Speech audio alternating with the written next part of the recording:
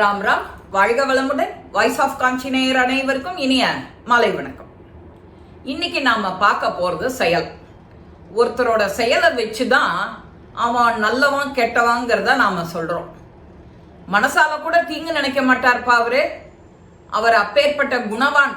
அவர்கிட்ட கேளு, நீ உனக்கு என்ன வித உதவியா இருந்தாலும் ஒரு கை கொடுப்பார். அவரால் முடியறது அப்படின்னா நிச்சயம் கை கொடுப்பார் அப்படின்னு நாம சொல்லுவோம். நம்ம கூட இருக்கிற ஃப்ரெண்ட்ஸு கிட்ட. அவர் எப்படி உங்களுக்கு தெரியுமா? நீங்க அவர் கூட பல காலம் பழகிருக்கேல, நீங்க அவரை பத்தி சொல்லுங்க, நான் அவர்கிட்ட போய் உதவி கேட்கலாமான்னு அப்படின்னு கேட்பா சில பேர். ஒருத்தருடைய ஆலோசனையை கேட்பார். அவர் எப்படிப்பட்டவர் அப்படிங்கிறது அர்த்தம். பழகிறதுக்கு தன்மையானவரா, நல்ல தயால குணம் உள்ளவரா, நல்ல மனசு உள்ளவரா, இதுதான் அந்த பொருளுக்கு அர்த்தம், அந்த கேள்விக்கே அர்த்தம். தாராளமா அவர்கிட்ட நீங்க உதவின்னு போயிட்டேன்னா, என்ன விதமான உதவியா இருந்தாலும் தனக்கு முடியலன்னாலும் தன்னோட தெரிஞ்சவா இந்த மாதிரி யாரானு செஞ்சா வழிகாட்டுவார். நிச்சயம் அவரை நம்பி போகலாம் அப்படின்பா. அப்போ ஒருத்தரோட செயல் தான் ஒரு மனுஷனை உயர்வா காட்டுறது. அதுதான் நாம யோகம், சிந்தனை, தர்ம சிந்தனை, தியானம், யோகா அப்படின்னு சொல்றோம். அதாவது உன்னோட ஒரு செயல் செய்யும் போது அந்த ஒரு செயல் மட்டுமே உன்னோட மனசுல இருக்கணும், அந்த சிந்தனை இருக்கணும், அதுலயே நீ மூழ்கி அது நடக்கிற வரைக்கும் அது சிந்தனையிலேயே இருக்கணும். இதுதான். ஒரு குரு கிட்ட ஒரு சீடன் கேட்கிறார், குருவே நீங்க என்னென்ன செய்வேல், உங்களோட ஸ்பெஷல் என்ன அப்படின்னு அந்த பையன் கேட்குறான், சீடன்.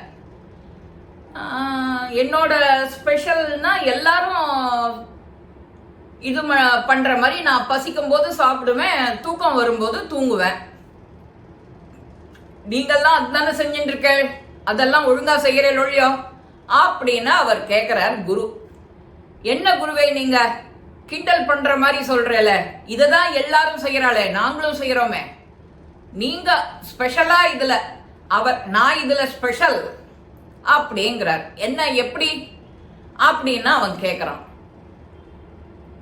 நான் சாப்பிடும்போது என்னோட சிந்தனை, மனசு, எண்ணம், குவியல் எல்லாம் அந்த சாப்பாட்டுல தான் இருக்கும். சாப்பிடும்போது நான் வேற எதை பத்தினியும் சிந்திக்க மாட்டேன். அதே போல தூங்கணுங்கும்போது தூக்கத்தை மட்டுமே சிந்தனை பண்ணி நன்னா உறங்குவேன், ஆழ்ந்த தூக்கம். நீங்கள்லாம் அதை பண்றது இல்லை. சாப்பிடும்போது ஊர் கதை, உலகத்து கதை, அவன் இப்படி இவன் இப்படி, இங்க என்ன நடந்தது அங்க என்ன நடந்தது, இதைதான் செஞ்சுட்டு இருக்க. அதே மாதிரி ராத்திரி தூங்கும் போதும் சரியானபடி உறக்கம் ஏன் வரல, பாஸ்ட் நினைச்சுட்டு கவலைப்பட்டுட்டு உட்காந்துருக்க வேண்டியது. பாஸ்ட் கவலைப்படுறதுனால என்ன பிரயோஜனம்? No use. தெரியும் உனக்கு அது நினைக்கிறதுனால உனக்கு ஒரு பிரயோஜனமும் இல்லைன்னு தெரியும். ஆனா நாம என்ன செய்யறோம்?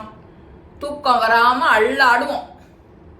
இதை பரட்டுறது அதை பரட்டுறது, ஒரு பாட்டை கேட்கலாமான்னு பார்க்க வேண்டியது, ஒரு ஸ்லோகம் சொல்லலாமான்னு யோசிக்க வேண்டியது, இல்லை ராமநாமா சொல்லலாமா தூக்கத்துக்கு. தூக்கம் எல்லாருக்கும் இன்றியமையாதது. தூங்கினாதான் அடுத்தாப்புல காத்தால எழுந்து அந்த வண்டி ஓடும் ரெகுலர் வேலைக்கு.